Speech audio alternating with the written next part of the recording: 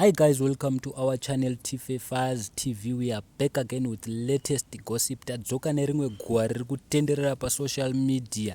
Levels and Shashl getting married next year.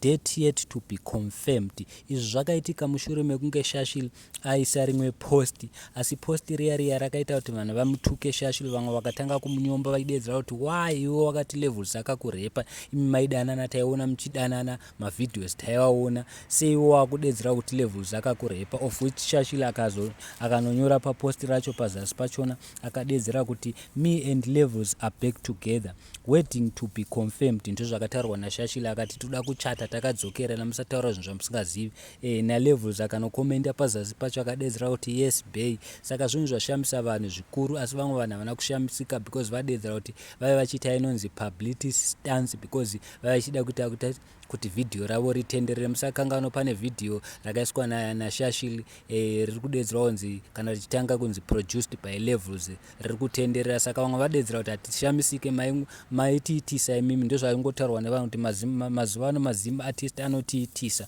asi vanhu vataura zvinhu zvakawanda zvakasiyana siyana. Aripo mumwe munhu ati ari kuda kuroorwa narapist wake, baba vebenzi shuwa havana zororo, at least vakuziya mwana anenge achidya achiguta. Mumwe adedzera, mumwe akauya akati agona Levels, moti chero iye munhu aizoroora Shashl zvainyadzisa sei munhu akaonekwa nenyika yese achionekwa zvichinhu chake. Mumwe munhu akauya akati vanhu vari kuti hapana aizowana Shashl mune drama, musataura zvamusingazivi chairo, anotoroorwa nemumwe murume zvakanaka.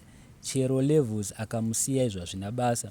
Ana Pokelo naNastana Ingwani vakaita anonzi masex tape, asi izvezvi vari kurarama upenyu hwakatonaka kudarika vanhu vasina mboita sekuburitsa iwayo masini avo. Ndo zvataurwa nemumwe munhu. Saka vanhu vataura zvinhu zvakawanda, zvinhu zvakasiyana siyana. So guys, I don't know kuti munoti kudi, asi takambotaura nezvazvo pane imwe video yedu tikadedzera kuti nyaya idzi dzemanhingikiri dziri kuitika kumangoma ekuZimbabwe, most of the times pakuitiwa madrama ekuti kuti vanhu vaita inonzi confusion, and then vana veida kuti vapromote mavideo avo sezvakangoitika pane vamwe mukatarisa vanhu vanorwa vachiita sei. Saka pana Levels naShashl vamwe vanhu vakambodedzera vakati iyi inonzi promotion, vanogona kunge vachitiitisa vachichinyepera. Saka I don't know guys kuti apa vaitiitisa here kana kuti kudii, because vanhu ava tisakangana kuti vakaendesana kukoti chichi, asi tisakangana kuti pakamboitika nyaya yekuti hanzi vanenge vada kubvumirana agreement, asi takafungidzira kuti nekuti zvaiva zvanzi Levels anofanira kuapologize kuna Shashl. Saka isi ndo zvataitofunga, pamwe maybe zvinhu zvavaifanira zvavakabvumirana nezvekuti varoorane, because vanhu vadedzera kuti imi munofunga kuti iye Shashl anozoroorwa nani, chinhu chake chakaonekwa nevanhu vese. Pamwe ndo zvaita kuti vabvumirane vabereki vaLevels nevabereki vaShashl kuti aiwa iwe sezvo mwana wedu akaonekwa chinhu chake anoroorwa nani. Thank you so much, don't forget to subscribe.